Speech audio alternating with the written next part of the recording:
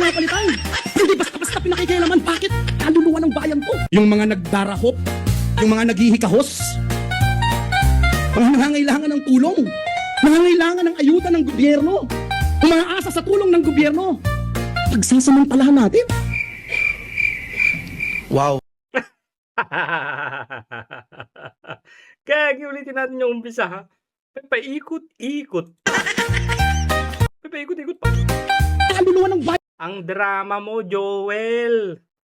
Hudas ka din naman. Sabi nga ni Senator Marcoleta, yung kakalas sa grupo nila mas masahol pa kay Judas. Nung kumalas itong si Chis Escudero, dahil di umano, tinakot para sa kaso, ay siya yung Judas.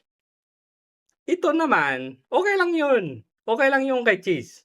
Palagpasin na natin. Bakit? Kasi hindi sila naka-elect ng Senate President. Pro tempore lang. So, meron pang mga question yan. Ngayon, siya si Judas. Itong si Joel,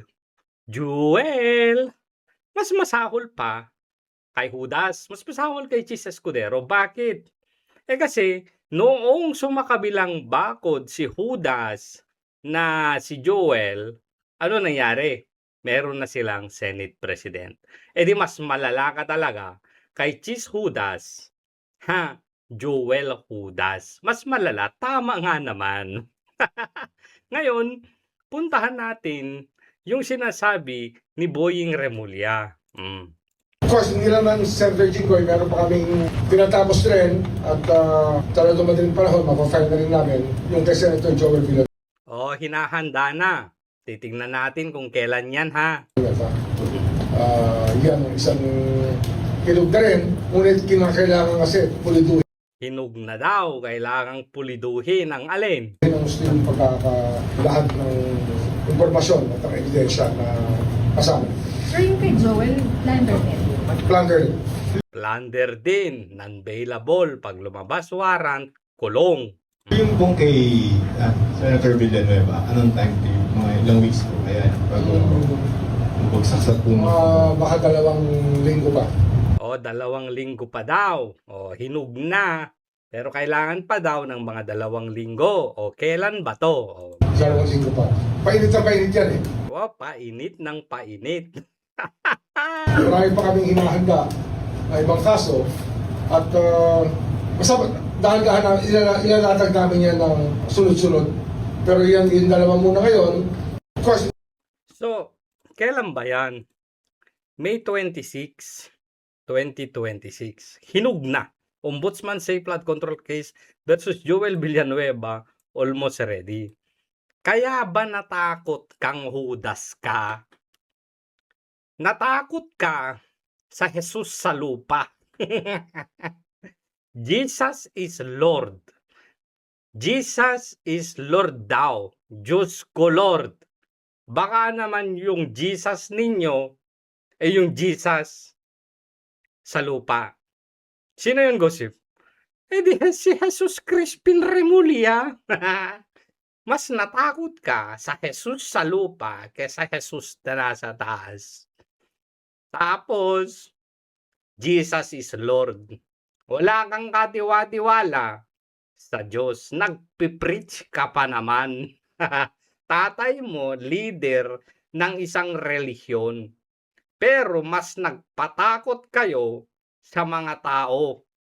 Kung meron kayong tiwala sa Diyos, sigurado yan na yan yung pinipreach ninyo. Magtiwala sa Diyos, manalangin. Kung nasa tama ka, hindi ka pababayaan. Pero ba't natakot ka sa tao? Ba't natakot ka? Kailan ba naging May 11, naging Senate President si Cayetano. Ang argumento nila, kasi tapos na to, di ba? May 11, itong hinug na May 26. Ang argumento naman nila ngayon ay yung mga kaso daw naman na ito ay binubuo na. Hindi pa nagpalit ng Senate President. Hindi pa Senate President si Cayetano. Alam nyo, Ang nakikita ko, akin lang naman 'to. Itong ginagawa nila na noon ay pag-announce kina Chis Escudero, Joel Villanueva, at marami pa daw iba na kalaunan ay pati si Marcoleta, bala na nila ito noon. Kung hindi ako nagkakamali, 'di ba nagpalit na ng liderato, si Cayetano na ang Senate President. Doon, sigurado 'yan kinakausap itong si Jinggoy na lumipat sa kanila. Para 'di ba 11 noon tapos 13 sa kabila para 12. Isa na lang yung kailangan sana nila. Ngayon, si Jinggoy hindi nagpatinag. Believe din ako sa tapang, believe din ako sa paninindigan talaga ni Jinggoy. Hindi nagpatakot sa Jesus sa lupa.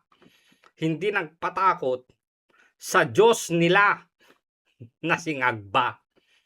Hindi nagpatakot, nanindigan sa kanyang matatag na paninindigan. Hindi siya takot makulong. Okay lang.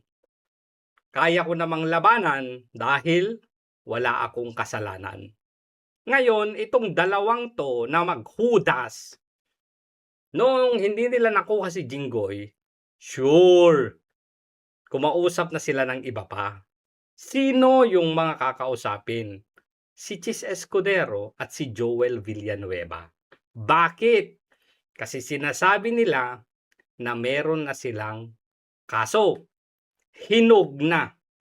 Kumbaga, kung hinog na to, pipitasin na lang namin. Kung hindi kayo lilipat sa kabila, abaw. E di pipitasin namin. Isasampa. Tapos, makakawarant, e di makukulong sila. So ngayon, itong dalawa, dahil walang mga itlog, siyempre, kailangan nilang isalba ang kanilang mga sarili sa halip na isalba yung bayan at taong bayan. Bakit mo nasabing isalba, Gosip, yung bayan at taong bayan? Kasi kapag ka ang Cayetano yung Cayetano Black, na Marcoleta, Loren, Pia, kung sila yung mananatili na nasa liderato ng Senado, magtutuloy-tuloy ang flood control investigation ng Blue Ribbon. Kapag nagtuloy-tuloy yon, ma-uncover, makikita, mabubuksan ngayon lahat-lahat at makikita kung sino talaga ang mastermind. So, sa halip na manindigan yung dalawang hudas para sa bayan, inuna nila ang kanilang mga sarili na isalba. Hayaan mo na ang mga tao.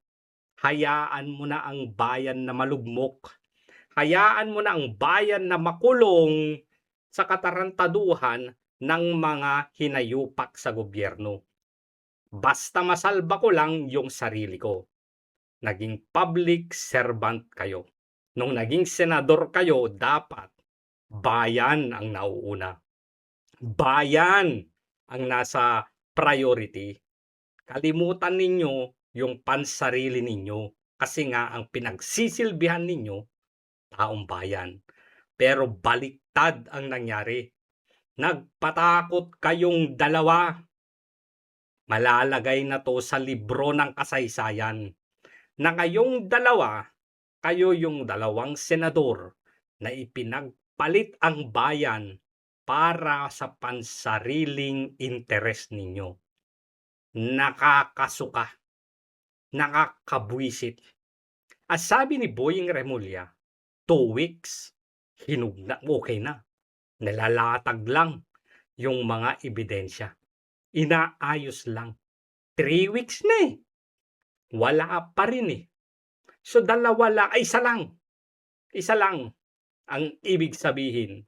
Kapag si Joel Villanueva at kapag si Chis Escudero ay hindi nasampahan ng kaso na plunder at hindi malalabasan ng warrant of arrest, sigurado ang naging kapalit kaso para sa kanilang pagbaliktad